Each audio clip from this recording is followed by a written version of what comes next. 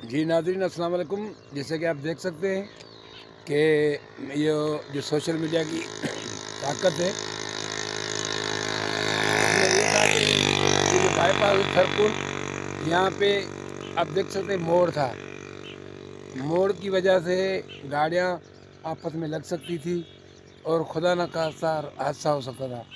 लेकिन कल जो मैंने एक पोस्ट रखी थी कि हाईवे की तरफ से ये जो देवियाँ हैं इनको एक्सकेवेटर मशीन की तरह गिराया गया है और अभी मज़दूर बेचारे हैं, पीछे देख सकते हैं अपने इसमें से लकड़ियाँ निकाल के लेके जा रहे हैं, जो कि बेचेंगे, अपने रोज़ी रोटी करेंगे।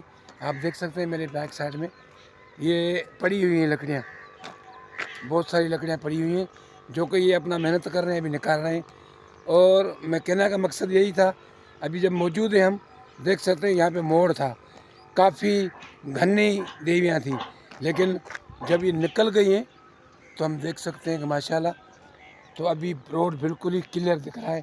मेरे साइड में देख सकते हो, दोनों साइड से रोड के जो कवर हैं वो भी दिख रहे हैं, और जो भी देवियाँ वगैरह हैं मेरे बैक साइड में आप देखो, ये एक्सकेवेटर मशीन ने दबा के काट दी हैं। ये देखो, ये पीछे पीछे जो पड़ी हुई हैं आप देख सकते हैं, सारी काट के उन्होंने अपने गिराए हैं दरख्त।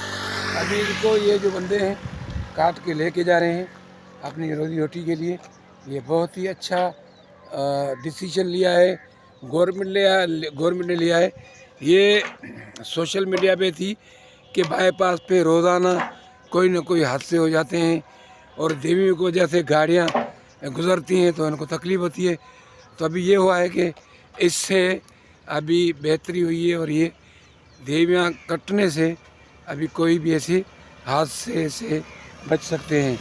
ये मेरे बैक साइड में आप देख सकते हो, ये जो बंदे हैं अभी ये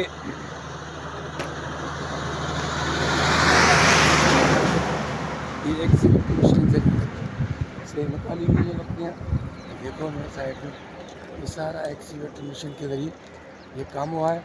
ये मेरे समझ में बहुत ही खूब काम हुआ है।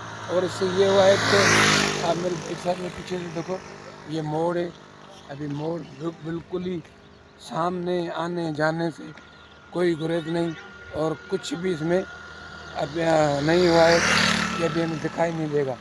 लेकिन ये बहुत ही अच्छा काम हुआ है, आप देख सकते हैं, बहुत ही अच्छा काम।